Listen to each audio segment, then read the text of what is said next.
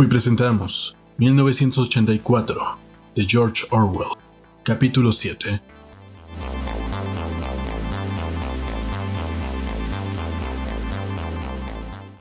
Si hay alguna esperanza, está en los proles. Escribió Winston. Si había esperanza tenía que estar en los proles, porque solo en aquellas masas abandonadas que constituían el 85% de la población de Oceanía podría encontrarse la fuerza suficiente para destruir al partido. Este no podía descomponerse desde dentro. Sus enemigos, si los tenía en su interior, no podían de ningún modo unirse. Ni siquiera tenían la capacidad de identificarse mutuamente. Incluso si existía la legendaria hermandad, y era muy posible que existiese, resultaba inconcebible que sus miembros se pudieran reunir en grupos mayores de 2 o 3. La rebeldía no podía pasar de un destello en la mirada o de determinada inflexión en la voz. A lo más, alguna palabra murmurada. Pero los proles, si pudieran darse cuenta de su propia fuerza, no necesitaban conspirar. Les bastaría con encabritarse como un caballo que sacude las moscas. Si quisieran, podrían destrozar el partido mañana por la mañana. Desde luego, antes o después se les ocurriría. Y sin embargo, recordó Winston una vez que había dado un paseo por una calle de mucho tráfico cuando escuchó un tremendo grito múltiple. Centenares de voces de mujeres salían de una calle lateral. Era un formidable grito de ira y de desesperación, un tremendo ¡oh! Winston se sobresaltó terriblemente. Ya empezó, un motín, pensó. Por fin, los proles se sacudirán del yugo. Pero cuando llegó al sitio de la aglomeración, vio que una multitud de 200 o 300 mujeres se agolpaban sobre los puestos de un mercado callejero, todas con expresiones tan trágicas como si fueran las pasajeras de un barco en trance de hundirse. En aquel momento, la desesperación general se quebró en innumerables peleas individuales. Por lo visto, en uno de los puestos habían estado vendiendo sartenes de lata. Eran utensilios muy malos, pero los cacharros de cocina eran siempre de casi imposible adquisición. Por fin había llegado una provisión inesperadamente, y las mujeres que lograron adquirir algún sartén fueron atacadas por las demás y trataban de escaparse con sus trofeos, mientras que las otras llegaban a rodearlas y acusaban de favoritismo a la vendedora. Las mujeres aseguraban que tenían más en reserva y aumentaban los chillidos. 2 mujeres, una de ellas con el pelo suelto, se habían apoderado de la misma sartén y cada una intentaba quitársela a la otra. Tiraron cada una por su lado hasta que se rompió el mango. Winston las miró con asco. Sin embargo, qué energías tan aterradoras había percibido él bajo aquella gritería. Y en total no eran más que 2 o 3 centenares de gargantas. ¿Por qué no protestarían así por cada cosa de verdadera importancia? Winston escribió: hasta que no tengan conciencia de su fuerza, no se rebelarán. Hasta después de haberse rebelado no serán conscientes. Este es el problema. Winston pensó que sus palabras parecían sacadas de uno de los libros de texto del partido. El partido pretendía, desde luego, haber liberado a los proles de la esclavitud. Antes de la revolución eran explotados y oprimidos ignominiosamente por los capitalistas. Los proles pasaban hambre. Las mujeres tenían que trabajar a la fuerza en las minas de carbón. Por supuesto, las mujeres seguían trabajando en las minas de carbón. Los niños eran vendidos a las fábricas a la edad de 6 años. Pero simultáneamente, fiel a los principios del doble pensar, el partido enseñaba que los proles eran inferiores por naturaleza y debían ser mantenidos bien sujetos como animales. Tenían que ser sometidos mediante la aplicación de unas cuantas reglas muy sencillas. En realidad se sabía muy poco de los proles, y no era necesario saber mucho. Mientras continuaran trabajando y teniendo hijos, sus demás actividades carecían de importancia. Se les dejaba en libertad como ganado suelto en la pampa de la Argentina. Tenían un estilo de vida que parecía serles natural. Se regían por normas ancestrales. Nacían, crecían en el arroyo, empezaban a trabajar a los 12 años, pasaban por un breve periodo de belleza y deseo sexual. Se casaban a los 20 años, empezaban a envejecer a los 30 y se morían casi todos ellos hacia los 60 años. El duro trabajo físico, el cuidado del hogar y de los niños, las mezquinas peleas entre vecinos, el cine, el fútbol, la cerveza y sobre todo, el juego. Eso era lo que llenaba su horizonte mental. No era difícil mantenerlos a raya. Unos cuantos agentes de la policía del pensamiento circulaban entre ellos, esparciendo rumores falsos y eliminando los pocos considerados capaces de convertirse en peligrosos. Pero no se intentaba adoctrinarlos con la ideología del partido. No era deseable que los proles tuvieran sentimientos políticos intensos. Todo lo que se les pedía era un patriotismo primitivo. al que solo se recurría en caso de necesidad para que trabajaran horas extraordinarias o aceptaran raciones más pequeñas. E incluso cuando cundía entre ellos el descontento, como ocurría a veces, era un descontento que no servía para nada porque, por carecer de ideas generales, concentraban su instinto de rebeldía en quejas sobre minucias de la vida corriente. Los grandes males ni los olían. La mayoría de los proles ni siquiera era vigilado con telepantallas. La policía los molestaba muy poco. En Londres había mucha criminalidad, un mundo revuelto de ladrones, bandidos, prostitutas, traficantes de droga y maleantes de toda clase. Pero como sus actividades tenían lugar entre los mismos proles, daba igual que existieran o no. En todas las cuestiones de moral, se les permitía a los proles que siguieran su código ancestral. No se les imponía el puritanismo sexual del partido. No se castigaba la promiscuidad y se permitía el divorcio. Incluso el culto religioso se les habría permitido si los proles hubieran manifestado la menor inclinación hacia él. Como decía el partido, los proles y los animales son libres. Winston se rascó con precaución sus varices. Habían empezado a picarle otra vez. Siempre volvía a preocuparle saber qué habría sido la vida anterior a la revolución. Sacó del cajón un ejemplar del libro de historia infantil que le había prestado la señora Parsons y empezó a copiar un trozo en su diario. En los antiguos tiempos, decía el libro de texto, antes de la gloriosa revolución, no era Londres la hermosa ciudad que hoy conocemos. Era un lugar tenebroso, sucio y miserable donde casi nadie tenía que comer, y donde centenares y millares de desgraciados no tenían zapatos que ponerse, ni siquiera un techo bajo el cual dormir. Niños de la misma edad que ustedes debían trabajar 12 horas al día a las órdenes de crueles amos que los castigaban con látigos si trabajaban con demasiada lentitud, y solamente los alimentaban con pan duro y agua. Pero entre toda esta horrible miseria, había unas cuantas casas grandes y hermosas donde vivían los ricos, cada uno de los cuales tenía por lo menos 30 criados a su disposición. A estos ricos se les llamaba capitalistas. Eran individuos gordos y feos, con cara de malvados, como el que puede apreciarse en la ilustración de la página siguiente. Pueden ver, niños, que va vestido con una chaqueta negra larga, a la que llamaban frac, y un sombrero muy raro y brillante que parece un tubo de estufa, al que llamaban sombrero de copa. Este era el uniforme de los capitalistas, y nadie más podía llevarlo. Los capitalistas eran dueños de todo lo que había en el mundo, y todos los que no eran capitalistas pasaban a ser sus esclavos. Poseían toda la tierra, todas las casas, todas las fábricas y todo el dinero. Si alguien les desobedecía era encarcelado inmediatamente y podían dejarlo sin trabajo y hacerlo morir de hambre. Cuando una persona corriente hablaba con un capitalista, tenía que descubrirse e inclinarse profundamente ante él, y tenía que llamarlo señor. El jefe supremo de todos los capitalistas era el que llamaban el rey. Winston se sabía toda la continuación. Se hablaba ahí de los obispos y de sus vestimentas, de los jueces con sus trajes de armiño, de la horca, del gato de 9 colas, del banquete anual que daba el alcalde y de la costumbre de besar el anillo del papa. También había una referencia a la jus primae noctis, algo que no convenía mencionar en un libro de texto para niños.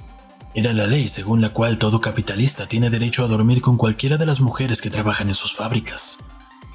¿Cómo saber qué era verdad y qué era mentira en aquello? Después de todo, podía ser verdad que la humanidad estuviera mejor entonces que antes de la revolución. La única prueba de lo contrario era la protesta muda de la carne y los huesos, la instintiva sensación de que las condiciones de vida eran intolerables y que en otro tiempo tenían que haber sido diferentes. A Winston le sorprendía que lo más característico de la vida moderna no fuera su crueldad ni su inseguridad, sino sencillamente su vaciedad, su absoluta falta de contenido. La vida no se parecía no solo a las mentiras lanzadas por la telepantalla, sino ni siquiera a los ideales que el partido trataba de lograr. Grandes zonas vitales, incluso para un miembro del partido, nada tenían que ver con la política. Se trataba solo de pasar el tiempo en inmundas tareas, luchar para poderse meter en el metro, remendarse un calcetín que ya estaba como un colador, disolver con resignación una pastilla de sacarina y emplear toda habilidad posible para conservar una colilla. El ideal del partido era inmenso, terrible y deslumbrante. Un mundo de acero y hormigón armado, de máquinas monstruosas y espantosas armas. Una nación de guerreros y fanáticos que marchaba en bloque siempre hacia adelante en unidad perfecta, pensando todos los mismos pensamientos y repitiendo a grito unánime la misma consigna, trabajando perpetuamente, luchando triunfantes persiguiendo a los traidores. 300 millones de personas, todas ellas con la misma cara. La realidad era, en cambio, lúgubres ciudades donde la gente apenas alimentada Arrastraba de un lado a otro sus pies calzados con zapatos agujereados y vivía en ruinosas casas del siglo XIX. Casas en las que predominaba el olor a verduras cocidas y retretes en malas condiciones. Winston creyó ver un Londres inmenso y en ruinas. Una ciudad de 1.000.000 de cubos de la basura y mezclada con esta visión, la imagen de la señora Parsons con sus arrugas y su pelo enmarañado tratando de arreglar infructuosamente una cañería atascada. Volvió a rascarse el tobillo. Día y noche las telepantallas le herían a uno el tímpano con estadísticas según las cuales todos tenían más alimento, más trajes, mejores casas, entretenimientos más divertidos. Todos vivían más tiempo, trabajaban menos horas, eran más sanos, fuertes, felices, inteligentes y educados que los que habían vivido hacía 50 años. Ni una palabra de todo ello podía ser probada ni refutada. Por ejemplo, el partido sostenía que el 40% de los progres adultos sabía leer y escribir y que antes de la revolución todos ellos, menos un 15%, eran analfabetos. También aseguraba el partido que la mortalidad infantil era ya solo de 160 por 1000, mientras que antes de la revolución había sido de 300 por 1000, y así era sucesivamente. Era una ecuación con dos incógnitas. Bien podía ocurrir que todos los libros de historia fueran pura fantasía. Winston sospechaba que nunca había existido una ley sobre el jus primae noctis, y tampoco persona alguna con el tipo de capitalista que pintaban. Sospechaba que ni siquiera había existido un sombrero como aquel que parecía un tubo de estufa. Todo se desvanecía en la niebla. El pasado está borrado. Se había olvidado el acto mismo de borrar y la mentira se convertía en verdad. Solo una vez en la vida, Winston había tenido en la mano, después del hecho, y eso es lo que importa, había tenido una prueba concreta y evidente de un acto de falsificación. La había tenido entre sus manos nada menos que 30 segundos. Fue aproximadamente en 1973, por la época en que Catherine y él se habían separado. La fecha a que se refería el documento era de 7 u 8 años antes. La historia empezó en el 60 y tantos, en el periodo de las grandes purgas en el cual los primitivos jefes de la revolución fueron suprimidos de una sola vez. Hacia 1970 no quedaba ninguno de ellos excepto el Gran Hermano. Todos los demás habían sido acusados de traidores y contrarrevolucionarios. Goldstein huyó y se escondió nadie sabía dónde. De los demás, unos cuantos habían desaparecido mientras que la mayoría fue ejecutada después de unos procesos públicos de gran espectacularidad. En esos procesos todos ellos confesaron sus crímenes. Entre los supervivientes había 3 individuos llamados Jones, Aronson y Rutherford. Hacia 1965, la fecha no era segura, los 3 fueron detenidos. Como ocurría con frecuencia, desaparecieron durante 1 o más años de modo que nadie sabía si estaban vivos o muertos. Y luego aparecieron de pronto para acusarse ellos mismos de haber cometido terribles crímenes. Reconocieron haber estado en relación con el enemigo. Por entonces el enemigo era Eurasia, enemigo que después volvería a serlo. Reconocieron también malversación de fondos públicos, asesinato de varios miembros del partido dignos de toda confianza, intrigas contra el mando del Gran Hermano, que ya habían empezado mucho antes de estallar la revolución, y actos de sabotaje que habían costado la vida de centenares de miles de personas. Después de confesar todo esto, los perdonaron. Les devolvieron sus cargos en el partido, puestos que eran en realidad inútiles, pero que tenían nombres sonoros e importantes. Los 3 escribieron largos y abyectos artículos en el Times analizando las razones que habían tenido para desertar y prometiendo enmendarse. Poco tiempo después de ser puestos en libertad estos 3 hombres, Winston los había visto en el Café del Nogal. Recordaba con qué aterradora fascinación los había observado con el rabillo del ojo. Eran mucho más viejos que él, reliquias del mundo antiguo, casi las últimas grandes figuras que habían quedado de los primeros y heroicos días del partido. Todavía llevaban como una aureola el brillo de su participación clandestina en las primeras luchas y en la guerra civil. Winston creyó haber oído los nombres de estos 3 personajes mucho antes de saber que existía el Gran Hermano, aunque con el tiempo se le confundían en la mente fechas y los hechos. Sin embargo, estaban ya fuera de la ley. Eran enemigos intocables. Se cernía sobre ellos absoluta certeza de un próximo aniquilamiento.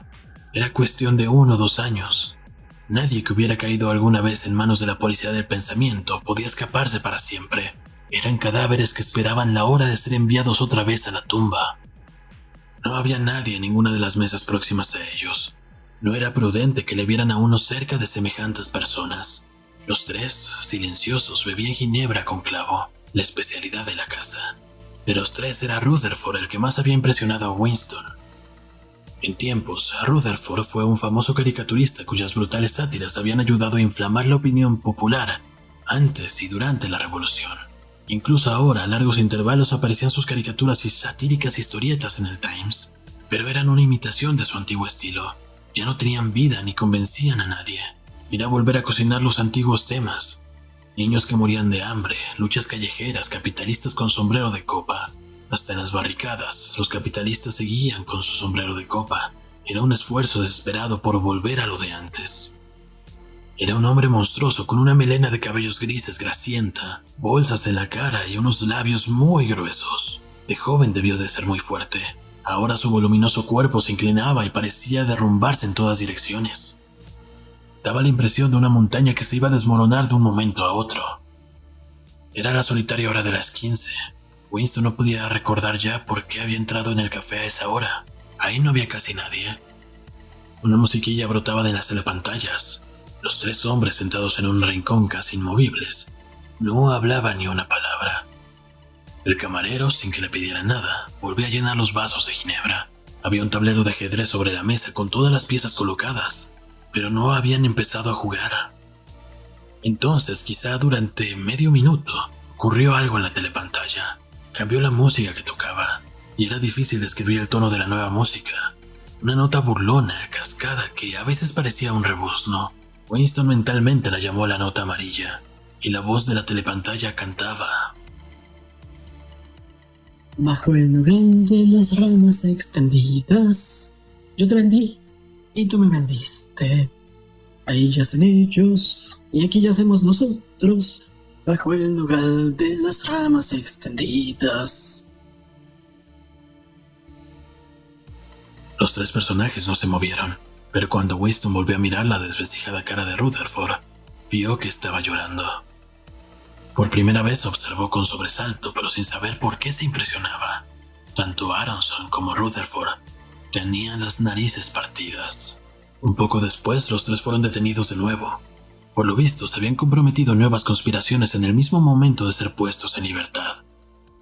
En el segundo proceso confesaron otra vez sus antiguos crímenes con una sarta de nuevos delitos. Fueron ejecutados y su historia fue registrada en los libros de historia publicados por el partido como ejemplo para la posteridad. 5 años después de esto, en 1973, Winston desenrollaba un día unos documentos que le enviaban por el tubo automático, cuando descubrió un pedazo de papel que evidentemente se había deslizado entre otros y había sido olvidado. Enseguida vio su importancia. Era media página de un Times de 10 años antes, la mitad superior de una página, de manera que incluía la fecha.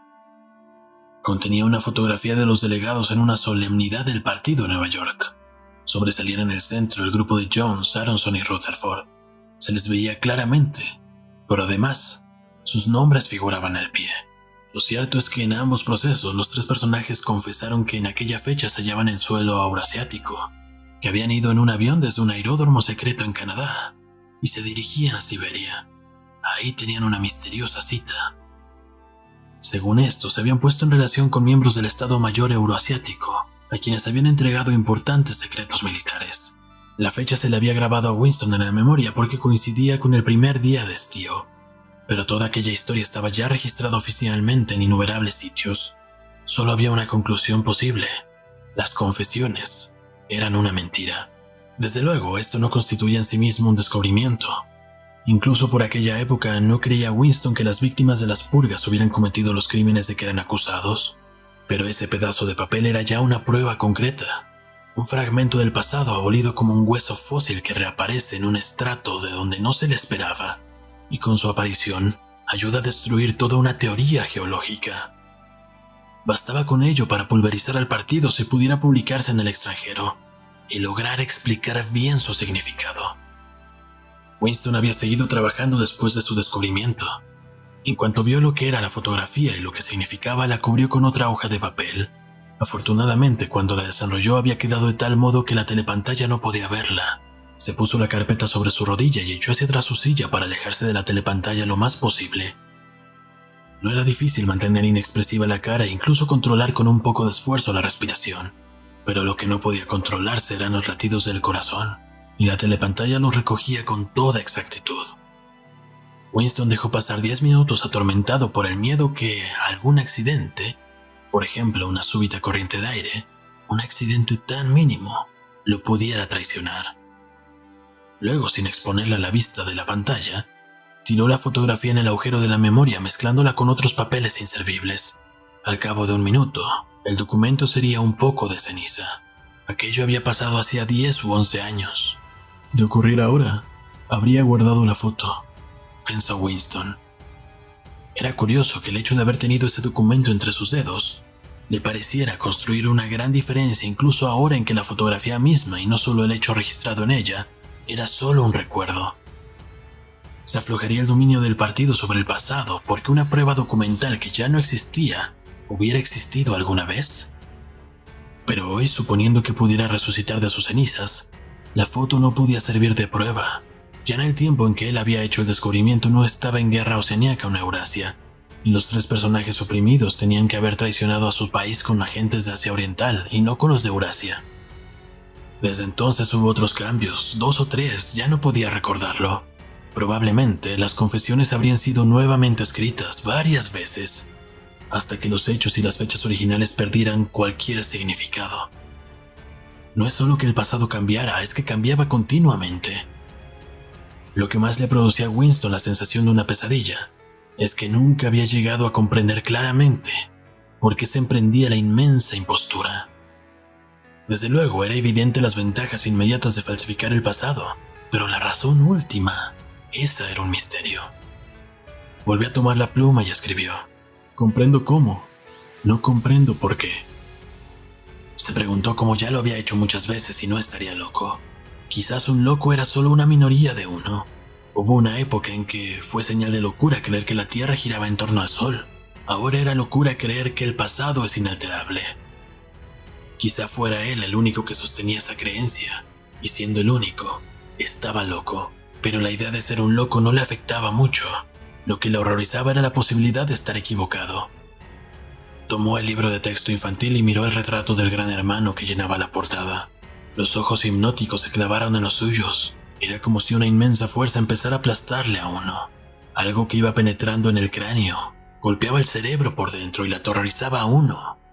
Algo que llegaba casi a persuadirle de que era de noche cuando era de día. Al final, el partido anunciaría que 2 y 2 son 5 y habría que creerlo. Era inevitable que llegara algún día el 2 y 2 son 5. La lógica de su posición lo exigía.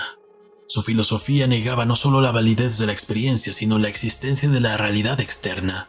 La mayor de las herejías era el sentido común, y lo más terrible no era que lo mataran a uno por pensar de otro modo, sino que pudieran tener razón, porque después de todo, ¿cómo sabemos que 2 y 2 son efectivamente 4? O que la fuerza de gravedad existe, o que el pasado no puede ser alterado. Y si el pasado y el mundo exterior solo existen en nuestra mente y siendo la mente incontrolable, ¿también puede controlarse el pasado y lo que llamamos realidad? No. A Winston le volvía el valor. El rostro de O'Brien, sin saber por qué, empezó a flotarle en la memoria. Sabía con más certeza que antes que O'Brien estaba de su parte. Escribía este diario para O'Brien. Era una carta interminable que nadie leería nunca, pero que se dirigía a una persona determinada, y que dependía de este hecho en su forma y en su tono. El partido les decía que negasen la evidencia de sus ojos y oídos. Era su orden especial. El corazón de Winston se encogió al pensar en el enorme poder que tenía enfrente, la facilidad con que cualquier intelectual del partido lo vencería con su dialéctica, los sutiles argumentos que él nunca podría entender y menos contestar. Y sin embargo era él, Winston, quien tenía razón. Los otros estaban equivocados y él no. Había que defender lo evidente. El mundo sólido existe y sus leyes no cambian. Las piedras son duras, el agua moja, los objetos faltos de apoyo caen en dirección al centro de la Tierra. Con la sensación de que hablaba con O'Brien y también de que anotaba un importante axioma, escribió: la libertad es poder decir libremente que 2 y 2 son 4.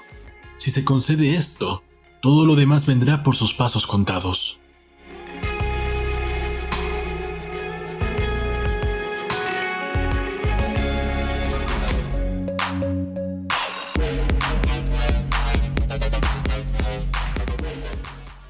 Hola amigos, esto es Historias que necesitan ser contadas. y llegamos al capítulo 7 de esta distopía de 1984. En este episodio pudimos escuchar cómo Winston tuvo en sus manos una prueba de las oscuras tácticas del partido para reescribir constantemente el pasado. Aquí también nos cuentan un poco de cómo las personas que participaron en la revolución son las primeras que fueron tratadas como traidores. Algo que fácilmente podríamos relacionar con las distintas batallas de los países. Estoy casi seguro que así fue, cuando menos en este lado del continente, y no dudaría que fuera muy parecido en Europa. Por ejemplo, en México, todas las tradiciones de las que casi no se habla, pero que tuvieron su lugar en la Revolución Mexicana. Podríamos platicar de cómo la gran mayoría de los caudillos fueron asesinados como si hubieran sido personajes de Guerra de Tronos, todos queriendo ganar la silla presidencial. Regresando al texto, la esperanza está en los proles. Este no es un pensamiento nuevo, sin embargo, es esencial. Y ha sido ocupado no solo para las batallas y no solo en esta distopía. También ha sido ocupado para ganar terreno por las instituciones. La religión es un fuerte ejemplo de esto. Ocupa el poder de los proles no solo para obtener fieles que le den dinero, sino que libren batallas por ellos. Gente dispuesta a darlo todo por su fe. En la política esto ya está un poco más sistematizado. Lo podemos ver dentro de sus jerarquías, de las que dependen mayoritariamente de personas que tengan menos oportunidades. Esto para llenar las filas, por ejemplo, de sus ejércitos. Pero también lo hacen por fuera, queriendo ocultarlo, pero que todos sabemos que tienen sus cuadros, a quienes llaman para asistir a meetings. Los usan para llamar al voto duro, por ejemplo en los sindicatos, y algunos hasta los ocupan para infiltrarse para deslegitimar movimientos que los afecten. Y también tenemos ejemplos que nos podrían parecer más cercanos. Muchas de las marcas cambiaron de tener un enfoque exclusivo donde solamente algunas personas podían adquirir ciertas marcas y agrandaron su mercado, haciendo productos para los que somos personas comunes, para los que somos miembros del llamado proletariado. Gracias a esta decisión de las marcas, todos sus productos ahora están a tu alcance. Todas esas pequeñas transacciones son las que alimentan a esta gran empresa. Es mejor tener millones de pequeñas compras que tener solo uno o dos de los riquillos que puedan comprarle. Cuando menos así piensan muchas de las empresas. Y no me malentiendan, no por ello esto sería malo. Bueno, en la cuestión de política, el 97% casi siempre es malo. Pero al final este tipo de técnicas son herramientas. Y lo que le puede dar un valor como bueno o malo son tanto los fines para los que se ocupe como los métodos.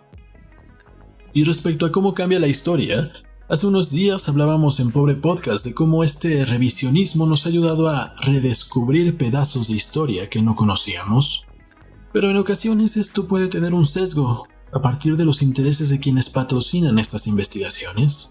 Por lo cual, y no se sorprendan, en algunos años muy probablemente volveremos a redescubrir lo que hoy conocemos. Pero ¿cuál será la realidad? Solo lo podrán saber aquellos quienes tengan acceso a documentos fehacientes. Y eso también puede ser falsificado. Aún así, no confíen tanto en lo que se redacta. Siempre vean diferentes puntos de vista. Y lo más importante es que ustedes formen su propio criterio.